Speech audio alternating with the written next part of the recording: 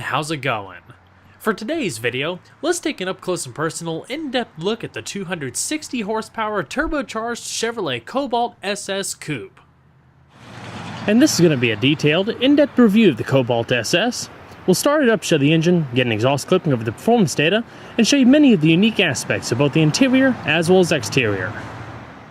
And before we begin, I'd like to take a moment to extend a big thanks and special shout out to Cosmo Motors located in Hickory, North Carolina for providing the Cobalt SS featured in today's in-depth review. For more information on their dealership, including contact info and current inventory, both exotic and unique, feel free to check out their website provided in the description box below. And so, without further ado, let's go ahead and start her up, let her run. This Cobalt's finished in gloss black with an all-black interior, with SS-specific sport bucket seats featuring a combination of leatherette, grippy cloth, and ultra-luxe suede inserts, not to mention SS badging, and multiple color schemes were also available as an additional option.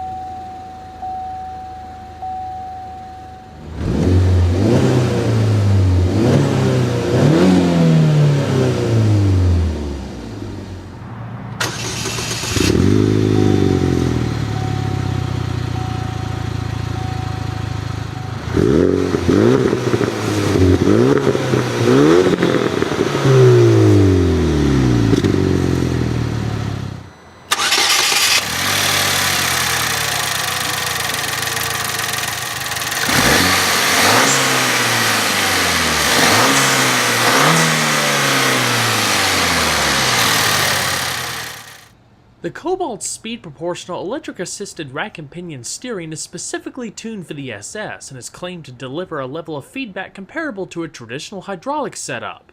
A quicker 14.8:1 ratio is introduced for the turbo in 2008. It's all routed through a leather-wrapped multifunction steering wheel with color accent stitching, grip bolsters up top, and silver trim across the spokes. The SS was only offered with a close ratio 5-speed manual transmission, if you don't count the 2.4-liter naturally aspirated SS that was sold between 2006 and 2007. It featured the option of a 4-speed automatic as well. Sold alongside the supercharged SS, the 2.4-liter was later renamed Cobalt Sport with the introduction of the turbo for 2008. The SS Turbo also received a taller final drive ratio of 3.82 to 1, compared to a 4.05 to 1 ratio in the Supercharged. Launch control was standard, in addition to the option of a limited slip differential. We'll cover more gearbox details in just a bit. A digital boost gauge mounted in the A-pillar also shows gear position and the appropriate time to shift. And so, we're going to flip on the headlamps, fog lamps, and the hazards. The driver's side window is automatic down, and we're going to check out the exterior. The Cobalt first hit the market in late 2004 for the 2005 model year and represented Chevrolet's newest compact car lineup. Compared to the aging Cavalier, it was without a doubt a significant improvement in pretty much every dimension. Produced through 2010, before being replaced by the Cruze in 2011, the Cobalt was offered in both a coupe and sedan. It rides on GM's Delta platform, which also provides the basis for the HHR, Saturn Ion, and other compact GM vehicles. The standard Cobalt was never something to get excited about, featuring a range of engines, transmissions, and trim levels that basically offered affordable and efficient transportation, but not much else. The SS, though, is an entirely different story. Introduced for 2005, the original SS featured a Roots-type Eaton supercharger, designed to compete in the highly contested segment of hot offerings in the mid-2000s, such as the Mazda Speed 3, SRT4, and others. The original SS was praised for its performance and handling, which was comparable to the segment, but came at a far cheaper price, leading to a pretty good bargain for what you got, especially on the second-hand market. Thankfully, compared to the relatively dull styling of the standard Cobalt, the SS stood out quite a bit, offering a far superior design with a unique body kit consisting of more aggressive front and rear fascias, not to mention lower side skirts and unique SS wheels. The front incorporates a set of fog lamps, a lower chin spoiler, and air splitter, as well as a special upper and lower mesh grille treatment. Outback SS cars have a chrome polished exhaust tip measuring 4 inches in diameter that rounds off the 2.5-inch high-flow exhaust system, with flared rear bumper that also incorporates a bit of mesh that echoes the front. An available deck lid spoiler helped round out the changes aside from subtle SS badges and Turbocharged badge on the right-hand side of the trunk. Other improvements include fluid-filled engine and transmission mounts for a smoother idle. The real deal came in 2008 when the SS dumped the supercharger for a far more powerful turbocharged and intercooled power plant. GM's performance division finally breathed some serious firepower into that all-aluminum 2-liter 4-cylinder. Its design consists of double overhead cams, a compression ratio of 9.2 to 1, direct fuel injection, and a 6,300 RPM redline. Other internal upgrades include revised cylinder heads, sodium-filled valves, forged steel crankshaft, and oil jet piston cooling. Variable valve timing on both the intake and exhaust sides was a new feature for 2008. Producing 260 horsepower at 5,300 RPM and 260 pound-feet of torque at 2,000 RPM, the Cobalt SS was now able to reach 60 miles an hour in around 5.5 to 5.7 seconds, while passing the quarter mile in 14 seconds at 103 miles an hour. Top speed is rated at 160 miles an hour. This was a bigger deal than you may think, as the Turbo SS develops 55 horsepower and 60 pound-feet of torque more than the Supercharged SS, improving 0 to 60 times by around a second. The Turbo even develops its power and torque significantly earlier in the RPM range for faster response. Larger drive shafts and wheel bearings were used to handle the upgrade. At the time of its launch, it even lapped the Nürburgring in 8 minutes 22 seconds, which set a record at the time for front-wheel drive sport compacts. EPA estimated fuel economy ratings between 22 miles to a gallon in the city and 30 on the highway. Premium fuel is required with a maximum capacity of 13.2 gallons. In addition to a whole host of improvements over its predecessor, the Turbo SS was the only car under $25,000 at the time that came standard with launch control. Activated by putting the stability control into competition mode, hold the clutch in, select first gear, and simultaneously hit the gas. The car will hold revs around 5,100 RPM, and at that point you progressively release the clutch and get ready to take off. GM's performance division claims the clutch used in the SS is significantly more robust, having undergone extensive testing to ensure long-term durability. They even created a no-lift shift feature that allows you to shift at full throttle without taking your foot off the accelerator. The unique software programming automatically begins to work at full throttle. It alters both the variable cam phasing and ignition timing and how they relate to fuel burn and cylinder action. All of this put together helps create more energy to maintain turbo boost. When using no lift shift, you have 0.3 of a second to perform the action before it reverts to normal action with an interruption of boost pressure. The Turbo SS features lightweight 18 by 7.5 inch 5 twin-spoke forged aluminum alloy wheels, wrapped in 255/40 high-performance low-profile tires, able to hold around 0.9 G of lateral acceleration.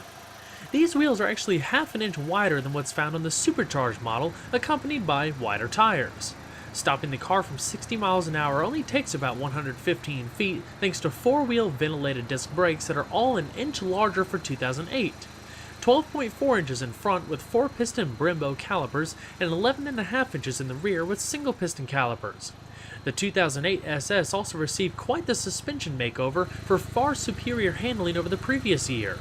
The basic setup consists of independent McPherson struts up front and a simple semi-trailing twist beam axle out back. The SS employs specific gas-charged twin-tube struts up front and monotube gas-charged struts in the rear. A 30% improvement in roll stiffness owes its thanks to new steering knuckles, which work to alter the geometry of this front suspension and maintaining control through the corners. Further stiffness comes from larger 24mm stabilizer bars front and rear, in addition to new lower control arms and revised spring and damper rates. The available limited slip differential was almost a necessity with all of the torque produced, being that the Cobalt is front-wheel drive. It helped mitigate torque steer and axle hop for a more controlled takeoff. Overall length is 180.5 inches with a width of 67.9 inches and a height of 55.7 inches, running on a 103.5 inch wheelbase. Total curb weight, as you see here, is a manufacturer claimed 2,975 pounds. Now, when taking a closer look at the interior, keep in mind that compared to the Cavalier when the Cobalt was first introduced, the build quality and quality of materials was significantly improved. It doesn't necessarily mean that it's filled with premium materials. Sure, there's some soft-touch materials here and there, but overall, even though the SS is the higher-performing, cooler-looking model, it still has an overall interior that very much relates to the standard car. So, as expected, there are some cheaper materials found throughout. You do have power windows, power locks, and mirrors standard on the SS, a little bit of storage down below, and a huge door opening that makes climbing in for either the driver or passenger simple, and getting into the back a little bit easier, even though it's a little tight compared to the sedan. As far as the seats, they're unique, highly bolstered units specific to the SS.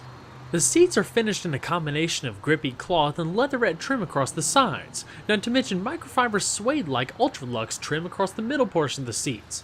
The seats have a reasonable amount of padding, good lateral support, and definitely sit more on the sport side versus comfort, but the grippy materials definitely hold you in place. The upper portion of the backrest is flared like a racing bucket, and you also have SS logos stitched in the top of the seat.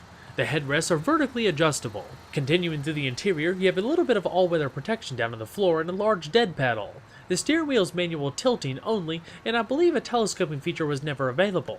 A little bit of storage down below with your trunk release hidden in the compartment. Your fog lamps as well as display illumination to the left, not to mention a pretty cool digital boost gauge mounted up in the A-pillar.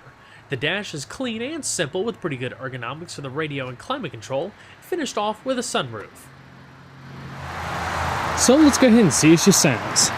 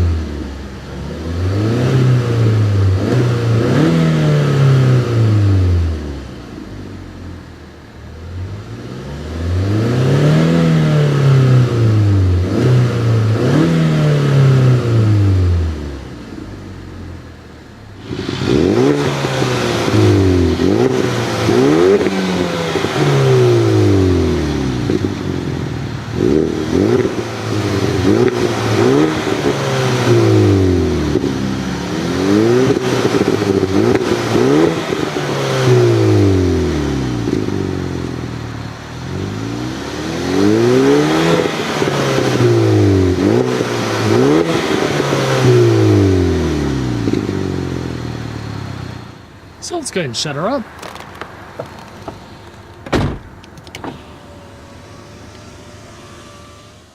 The SS came standard with a premium 7-speaker Pioneer audio system, routed through an AM/FM radio in the dash with standard satellite radio, CD player, auxiliary as well as media integration.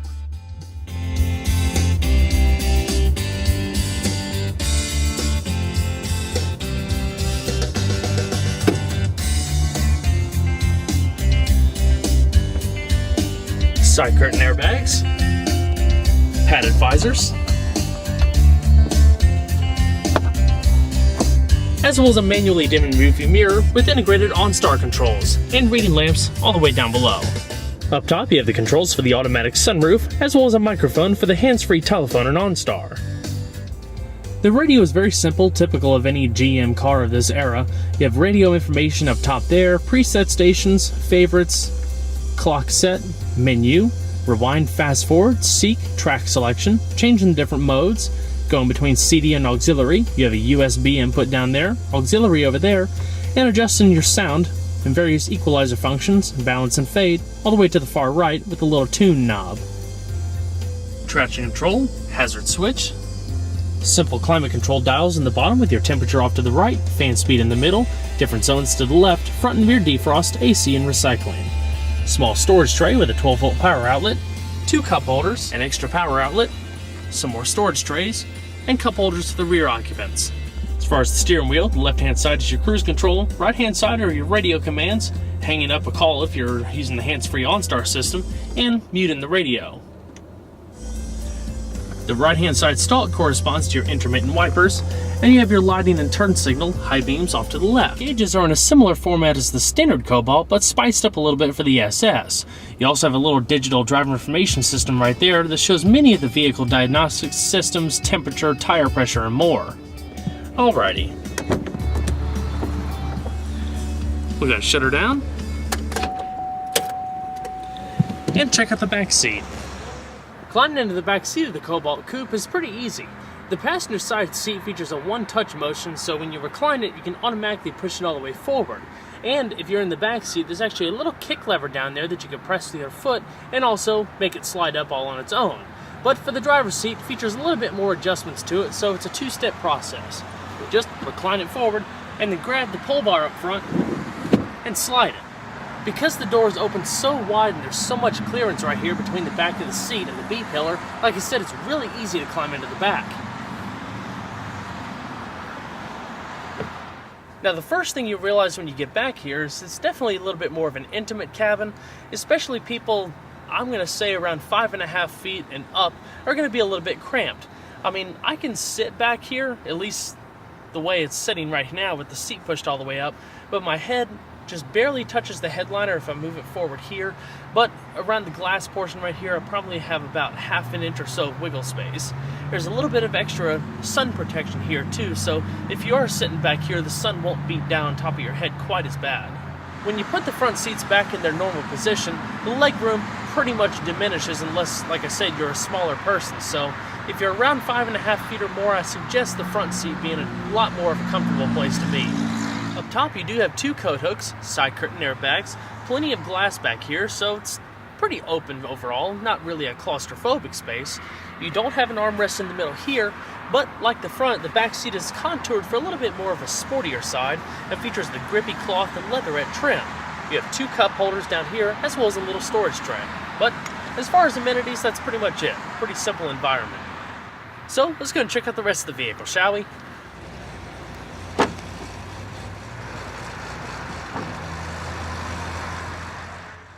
In the rear, the Cobalt Coupe has 13.9 cubic feet of cargo space, which is pretty good in my opinion. There's 2 small levers at the top of the trunk that, if you pull them, you can fold down the 60-40 split rear seat. That's likely going to be a pretty useful feature because the opening of the trunk isn't huge, even though it's pretty good cargo space. So for taller items, boxes, and things like that, you might want to put the passenger seat forward and just set it in the rear.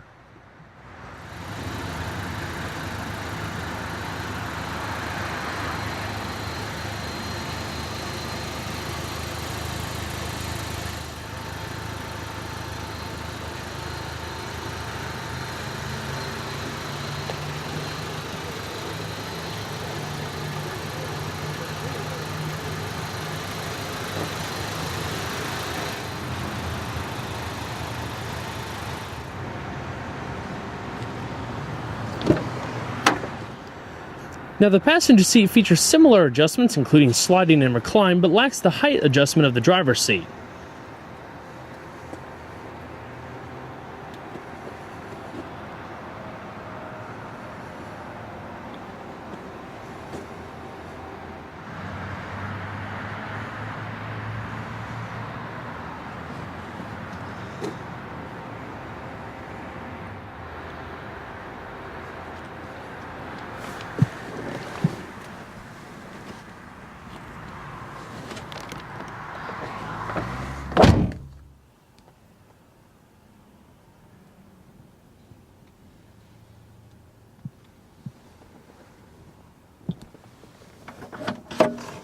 Modest glove box.